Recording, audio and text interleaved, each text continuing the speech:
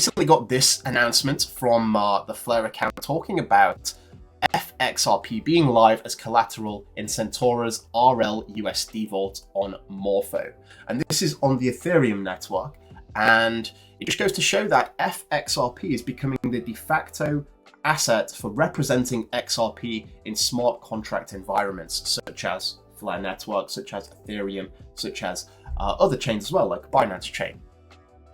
So they put out this article talking all about it. I've done videos on the past, so feel free to watch them breaking down this article. But if we go to this video, I want you to hear it from Hugo himself, where he talks about why this is just so special for the FLR community.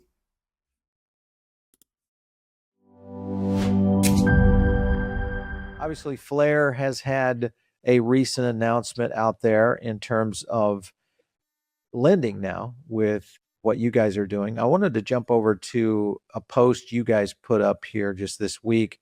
I'll bring it up on screen for everybody so they completely understand. But XRP now, institutional credit rails on ETH mainnet. This is going to be enabled by you guys.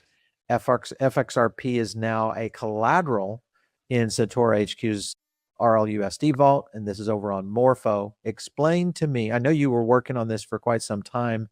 We talked about it in the last time you were on the show. Is this, how much of an impact do you think this has on the general community of FLR, number one, and then what's happening in the Ripple community as well?